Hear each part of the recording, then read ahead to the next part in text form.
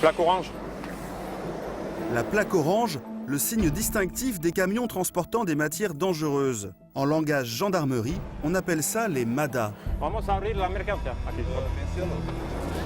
Le chauffeur est portugais. Il est censé transporter des produits destinés à l'industrie textile. Le contrôle va durer des heures et Pierre ne va pas être déçu. Vale, vale, vale. Devant lui, des dizaines de fûts dangereux. Alors, Des solvants et des corrosifs, tous hautement toxiques. Pierre va scrupuleusement vérifier que le chargement a été bien étiqueté. En cas d'accident de la route, les pompiers doivent savoir à quel type de produit ils ont affaire. alors là, là, vous avez en fait ce qu'on peut voir, les étiquettes rouges que vous avez là, les petits losanges rouges. Ce sont des liquides inflammables. À première vue, tout semble en règle. Donc là, sur ce produit-là, sur ces fûts-là métalliques, aucun problème. Mais un gros carton semble avoir été rajouté. Donc effectivement, le produit à voir le client, il semblerait que l'expéditeur ait caché la matière. Car visiblement, ce suremballage n'est pas là par hasard.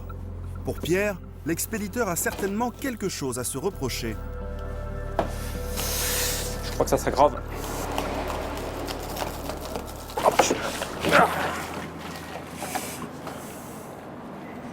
Voilà. Alors, ça y est, j'ai trouvé mon infraction. Après avoir cherché. D'accord. Aquí, UN 18-24, classe 8. Allez. La classe 8. En clair, il s'agit de matières hautement corrosives qui doivent être spécifiquement identifiées. Et là, il n'y a aucune étiquette. Aquí. Aquí. Donc là, c'est la même chose. C'est une infraction qui va se multiplier par le nombre de colis que vous avez. À vous de faire le calcul. Pour Pierre, le calcul est vite fait.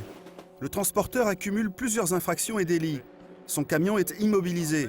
Et l'absence d'étiquetage, le mauvais emballage et les produits non déclarés vont faire grimper le montant de l'amende. Nous avons relevé 16 infractions pour un total de 10 000 €. Ça fait cher l'après-midi quand même. Une très mauvaise nouvelle pour le transporteur. Jusqu'en face, où est le camion. Oui. Au bout du fil, vu la somme, l'homme rechigne à mettre la cargaison de son camion en conformité. Mais Pierre est du genre persuasif.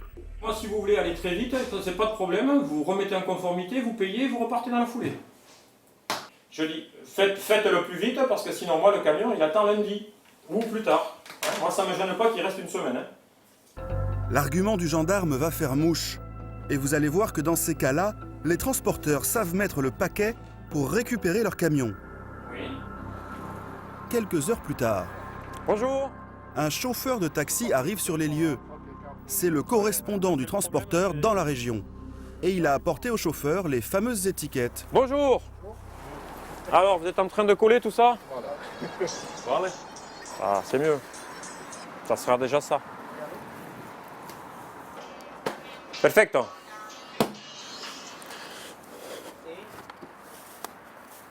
Allez, conformité OK, maintenant, paiement.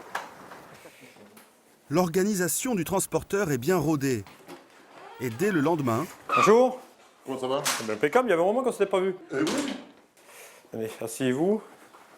Donc l'assistance vous a appelé? Ouais, tout à fait. C'est une chèque. cet homme pressé qui a l'air de bien connaître le maréchal des logis, c'est un autre émissaire régulier de la société de transport. Il est payé pour venir régler les amendes à la place du transporteur.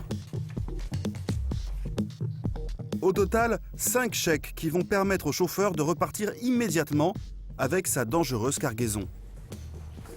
Bon, bonne journée, puis à la prochaine. Eh ben oui, Hein? y a pas de souci. Merci beaucoup. Allez. Au revoir. À la frontière du Pays Basque, chaque mois, Pierre sanctionne des dizaines de camions comme celui-ci. Mais souvent, ce n'est pas ce que transportent les véhicules qui est répréhensible. Ce sont les conducteurs qui sont dangereux.